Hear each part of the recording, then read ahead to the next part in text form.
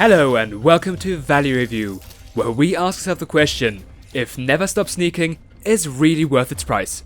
Never Stop Sneakin is a for now Nintendo Switch exclusive top-down stealth game where you traverse a single dungeon to find objectives and make lots of money. Why do you need to make money? Well, you need to build a time machine to be able to rescue the presidents kidnapped by the evil Amadeus Guildenstern. The premise of the game is simple. You only use a single button to play the game. Actually, button is the wrong term here, as you only use a thumbstick to move the character and that's it. How do you perform attacks then? Well, whenever you're close enough to the enemy, you automatically take them out. This system works surprisingly well, and I personally really enjoy games that create a unique premise and try to make the most out of it. But more on that later. Let's talk about the story and the graphics of the game first. The story goes as follows. All of the presidents of the United States have been kidnapped. And by all of them, we really mean all of them. How did that happen though? Quite simply, the villain of the story, Amadeus Guildenstern, has created a time machine with which he was able to accomplish this task. Now it is up to you, along with the general of the sneaking department, to save the presidents by building your own time machine. That was a premise, and if you have yet to notice, the game is very serious in its tone and story. I used the time machine to kidnap the presidents, even the bad ones. Just kidding. The game takes itself extremely lightly. Pretty much every single written line in this game is a joke. Even your adversaries are references. Come on, Vice President Helicopter? Actually, that would be pretty cool. Nevertheless, if you like these kind of tongue-in-cheek jokes and references, you're in for a treat, and the story alone might give you enough reason to play this game. Of course, if you prefer serious games instead, this game might be unsuited for you. The story of the game is mainly told in intermissive cutscenes, which are usually as light-hearted as the rest of the game. While they are fully voiced, they lack lip sync, but they end up looking pretty good regardless, as the animations can be described by anything other than stiff. It's just a flick of a switch, and my time machine undoes all your progress. Amadeus, out! Let's move over to the graphics and atmosphere of the game now.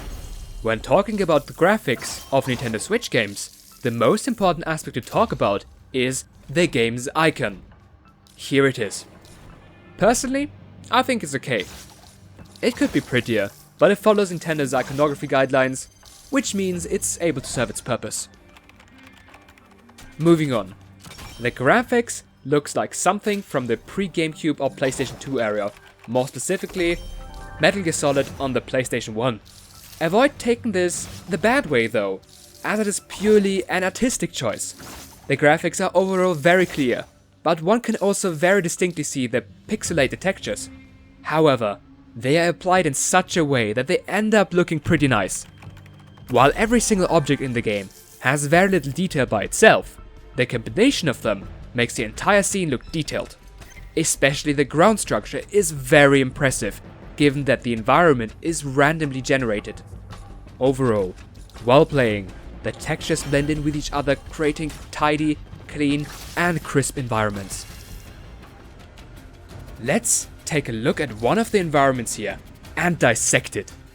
On first glance, you may only see very little. However, taking a deeper look, you will be able to notice all the detail here. The trees move, the snow falls, and especially the game's lighting engine is impressive. Moving your character around, you will see how the shadows move around him in a very definitive way. This is precisely what makes a game look good.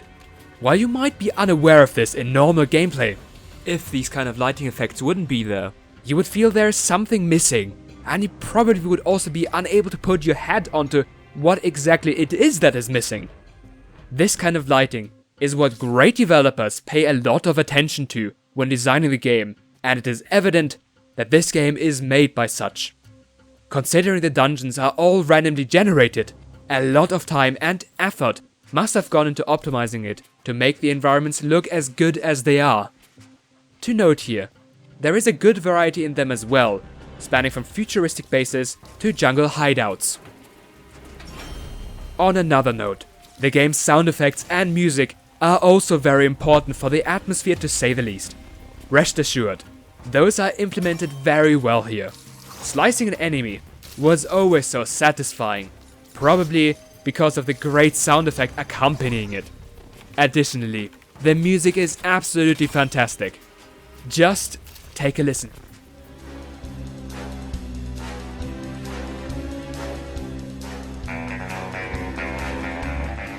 Alright, sorry, that was a wrong track. Here's a correct one.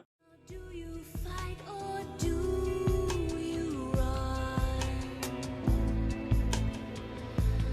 Come close to me.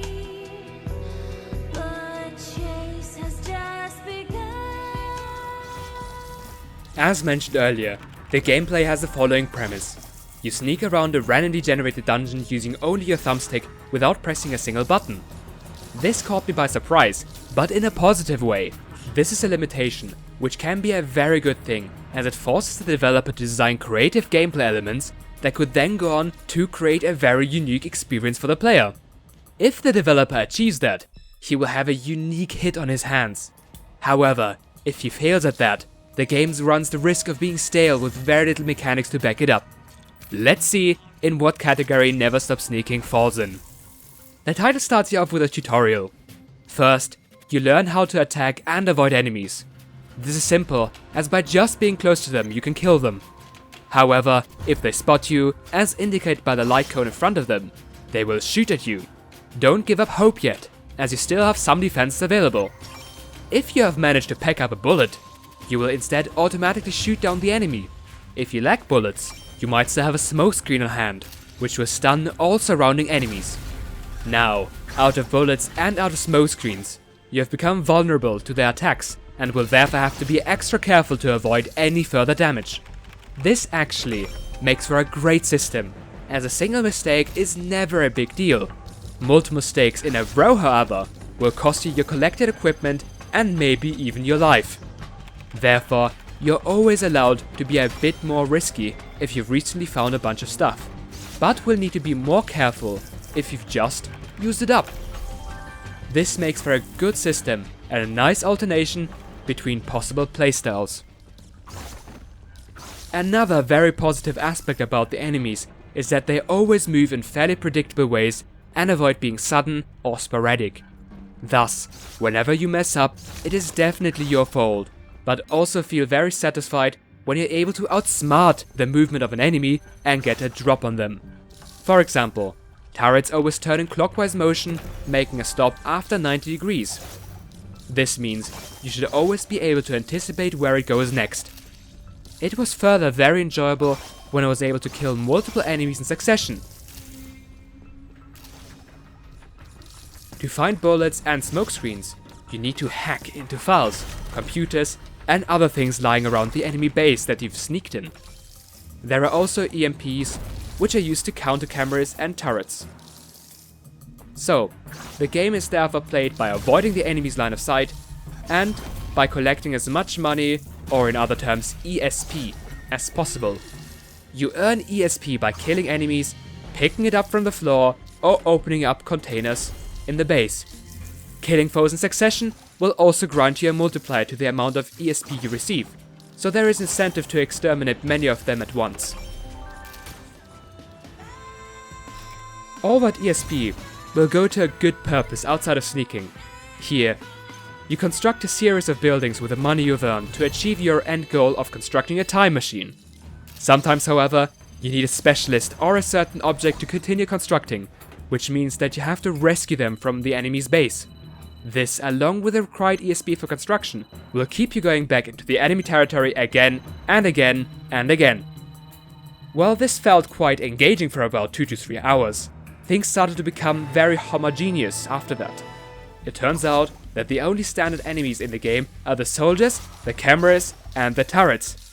This was a big shame, as you encounter all of them within the first 10 minutes of playing the game. Considering the game took around 12 hours to beat, this is really bad. In the end, you will fight every single enemy countless amounts of times, and the same goes for the bosses. There are 5 or so bosses in the game, and while they are very creative themselves, it becomes rather annoying to fight the same boss for the 20th time. Yes, you really do fight them that often. Probably even more than that. I unfortunately have lost count. The gameplay loop ends up being that you either need to collect more ESP to construct a building, or a special character or item that you need to find to be able to do so in the first place. This kinda makes this mechanic pointless, as constructing the building is just a checklist that supplies the player with an excuse to go back into the enemy's base. Even finding the kidnapped character or item is the same each time. All you do is reach the floor where the person or item is being held, find and kill the enemy that holds the keycard, and then walk up to the person or item. That's it. And this every single time. This lack of varied gameplay really is the game's unfortunate downfall.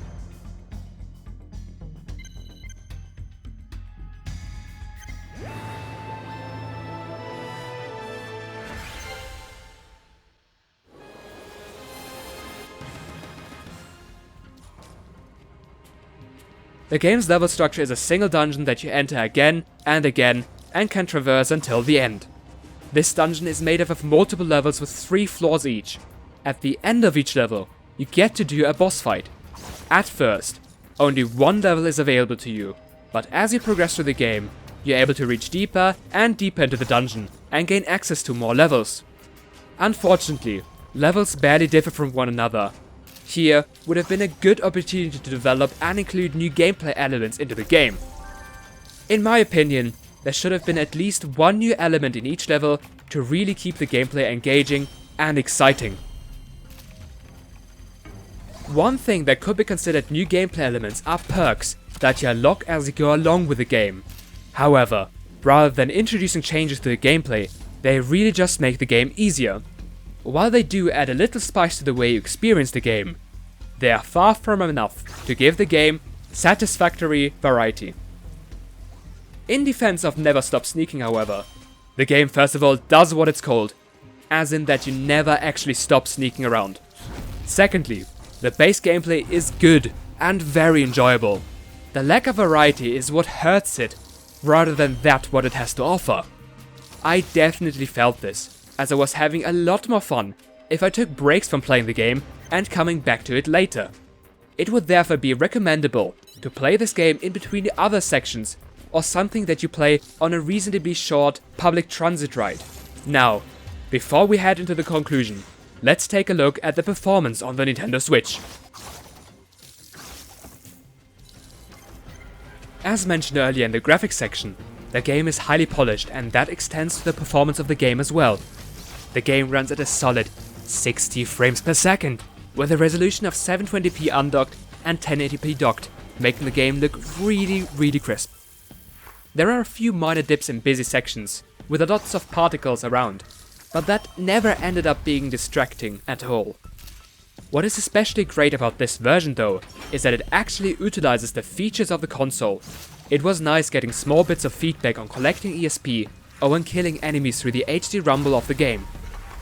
While I'm unable to confirm positional effects on it, since I'm rather insensitive to it, the different intensities it operated at were definitely nice. The one thing I found really great though, is that the game makes use of the device's touchscreen. Although the implementation felt rather inaccurate during gameplay, it was definitely great that the option is there. What I definitely appreciate though, is menu navigation with the touchscreen. Many games on the device neglect that feature, which surprises me as menus are much more intuitively operated by a touchscreen. This is nice to have, and definitely shows the care and effort that developer Dean Dodrill has put into the game. Here at Red Valley Gaming, we give games 2 ratings, one for the price and one traditional score that you know and love just like everywhere else. With this system, we rate the game's price, its business practices, and a few other factors like its polish, performance, length, and repetitiveness in the value rating. We believe that these categories oftentimes leave the general quality of the game unaffected, but are still important, which is why we evaluate these with a value rating. This allows us to focus our review score solely on the intrinsic quality of the game.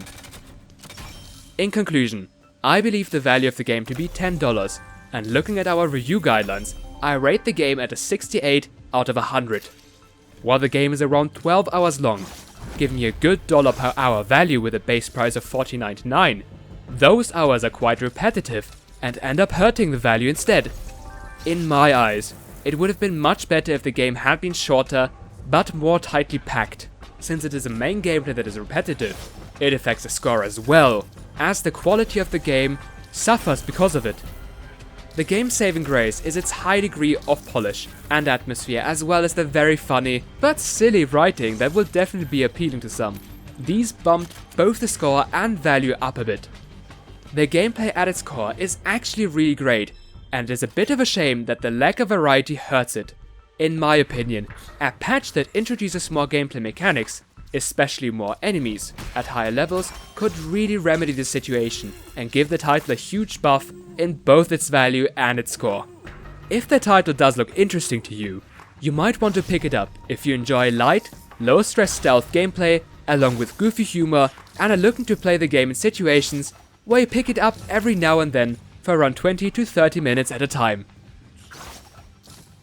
Hey there! Thank you so much for watching this value review. If you liked it, leave a like, subscribe, comment, do anything. By the way, do you think Red Valley Gaming needs a Discord server? Raise your hand if you think so.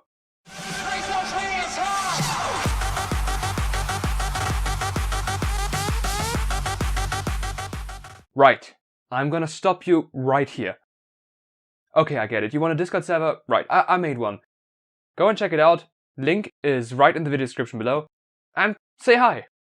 So I hope I see you next time or in the Discord server.